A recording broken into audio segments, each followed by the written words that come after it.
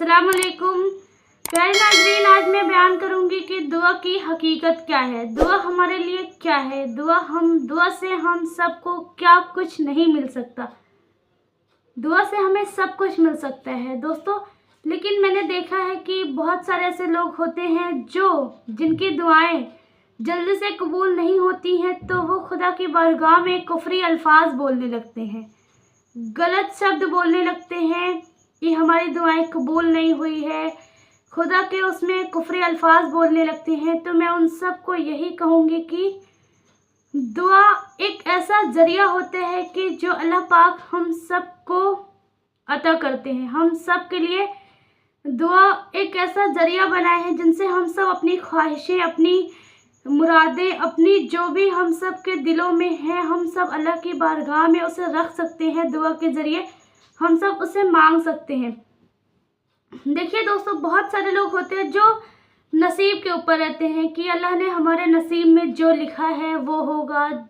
अल्लाह ने नसीब ही हमारी ख़राब कर दी, मतलब बहुत से कुफरी अल्फाज बोलने लगते हैं। तो मैं उन सबको यही कहूँगी कि अगर नसीब के ऊपर अगर हम लोग का सब होता है कि जो हमारे नसीब में लिखा है वही, तो अल्लाह फिर दुआ का ज़रिया ही ना बनाता हम सब के लिए। दुआ बनी किस लिए है? दुआ तो ऐसी चीज़ होती है कि जो नसीब भी बदल सकती है, जो हमारे लिए वो कर सकती है जो हमने कभी गुमान ही नहीं किया था।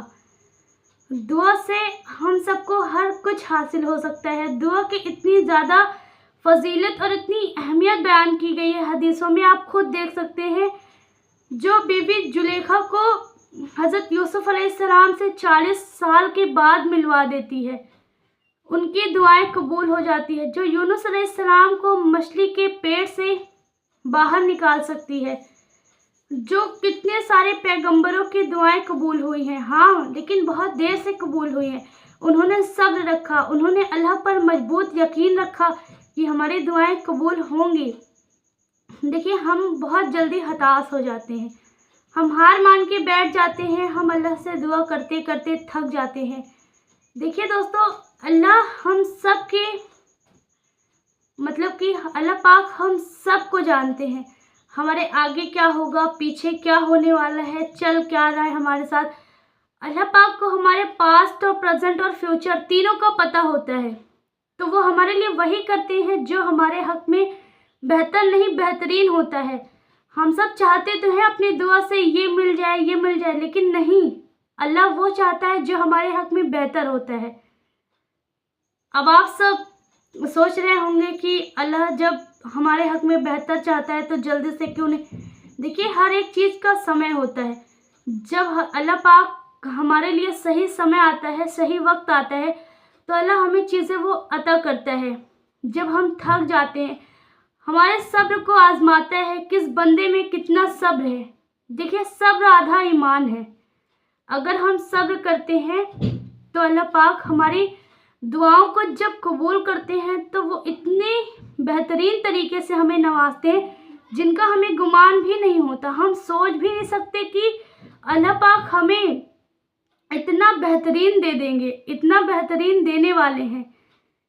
इसलिए हम सबसे यही कहना चाहते हैं कि हम सबको अल्लाह पे मजबूत यकीन रखना चाहिए, हमारी दुआओं पे यकीन रखना चाहिए। हम क्या दुआ करते हैं, हम किस मकसद के लिए दुआ करते हैं, उस दुआ पे यकीन होना चाहिए। देखिए, हम सब इंसान हैं, हम सब एक आम इंसान हैं। हम लोगों को ये नहीं पता होता क्या चीज़ हमारे हक में बेहतर है, क्या चीज़ हमें नुकसान पहुंचा सकती है, क्या चीज़ हमें क्या कर सकती है। और हमारा रब जो पूरे कायनात का मालिक है, जो आसमान और ज़मीन का मालिक है, जो पूरी कायनात का मालिक है, एक एक मखलूक का मालिक है दोस्तों, उसे हमारा सब कुछ पता रहता है। हमारे हक में क्या बेहतर है, हमारे हक में क्या होना चाहिए, कैसे होना चाहिए, उससे हमारा सब पता रहता है। तो इसलिए हम सबको पहले दुआ पर अपना मजबूत यकीन रखना चाहिए। देखिए, जिस यकीन के साथ अगर हम दुआ करेंगे तो इंशाल्लाह हमारी वो दुआएं बहुत जल्द कबूल होंगी।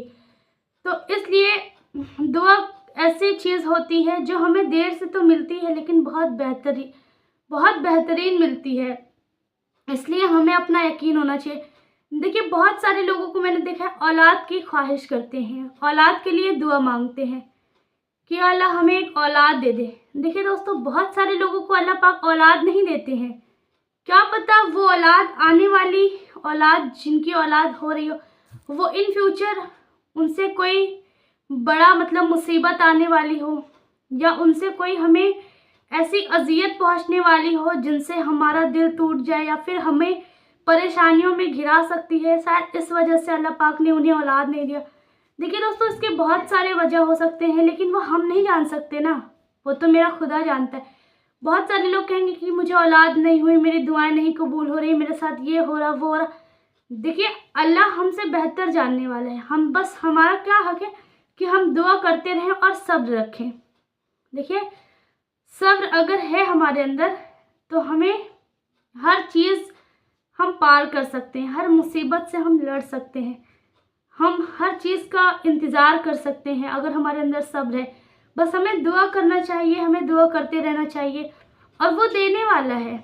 जो 70 माओं से ज़्यादा प्यार करता है, सोचिए कि वो हम सबको हताश कैसे होने दे सकते हैं, हम सबको उदास कैसे रहने दे सकता है। तो हम सबकी वो तो दुआ कबूल करेगा, लेकिन सही वक्त आने पर। और देखिएगा, आप सब यकीन रखिए अपनी दुआओं पे, वो बेहतर नहीं बेहतरीन देने वाला है। आप ना अंदाज़ा भी नहीं लगा सकते कि वो हमें किस चीज़ से नवाजेगा।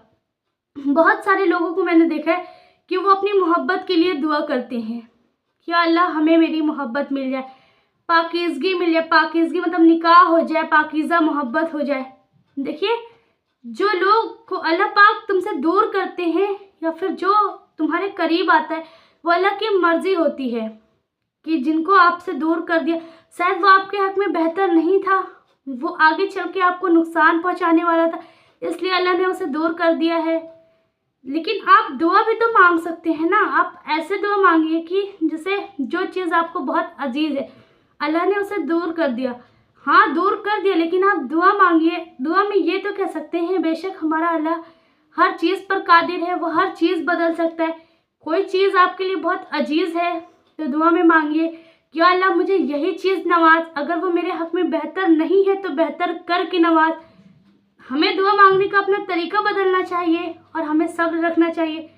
देखिए, सब्र अगर है हमारे अंदर तो हम हर मुश्किल को पार कर लेंगे आसानी से। देखिए, हमें सब्र करना चाहिए।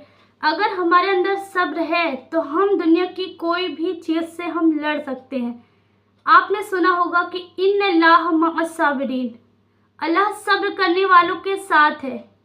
ये आयत हमें एक हौसला देती है, एक इतनी ऊंचाई पर पहुंचाती है कि हम, अल्लाह सब्र करने वालों के साथ है। देखिए दोस्तों, जब अल्लाह आपके साथ है तो आपको डर किस बात का और झिझक किस बात की कि हमारी ये दुआएं नहीं कबूल होंगी। देखिए, ये आयत हमें कितना सुकून देती है कि अल्लाह सब्र करने वालों के साथ है।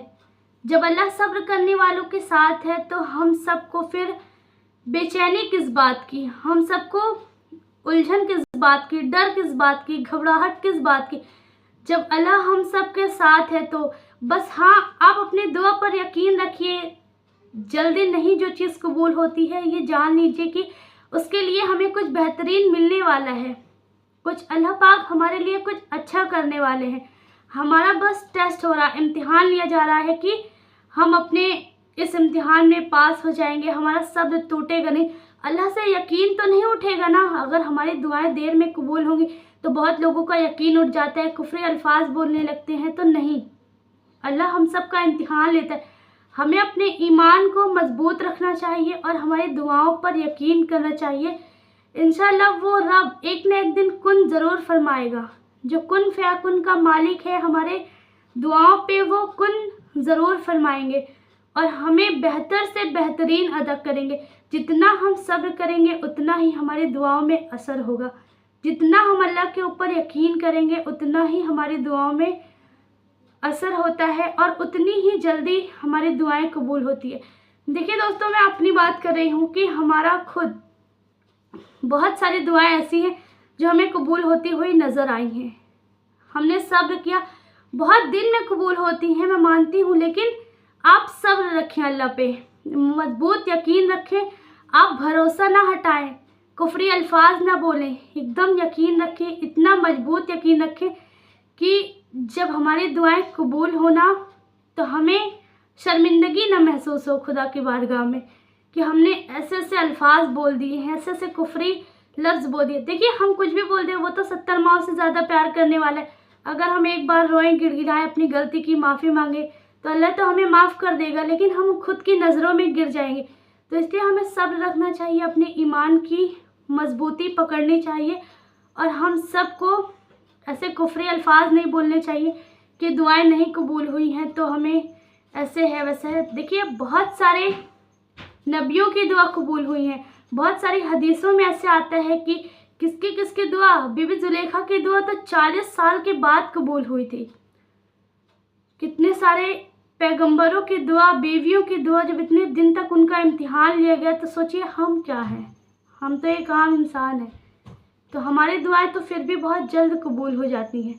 लेकिन आजकल के लोग होते हैं जो सब्र नहीं है उनके अंदर, बिल्कुल भी पेशेंस नहीं रखते हैं, बस वो चाहते हैं कि हम आज मांगे कल हमें मिल जाए।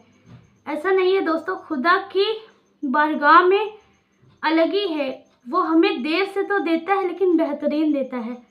दोस्तों वीडियो बनाने का हमारा ये मकसद यही था कि हम सबको अपनी दुआओं पर मजबूत यकीन होना चाहिए और हम अपने ईमान से बहके नहीं, अपनी दुआओं पे यकीन रखें, अपने रब पे भरोसा रखें। इंशाल्लाह वो एक दिन हम सबको ज़रूर कामयाब करेगा। हमारी दिली मुरादें, हमारी जायज़ तमन्नाएं एक दिन ज़रूर कबूल हुई होंगी।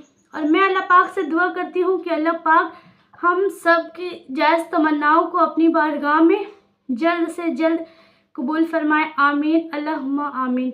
दोस्तों अगर वीडियो आप सबको पसंद आई है तो वीडियो को लाइक करें और चैनल पे नए हैं तो चैनल को सब्सक्राइब करें और वीडियो को सदकाए जारिया समझकर आगे ज़रूर शेयर करें। और अब मिलते हैं एक ऐसे ही बेहतरीन वीडियो के साथ, तब तक के लिए दुआओं में याद रखना। अल्लाह हाफिज़।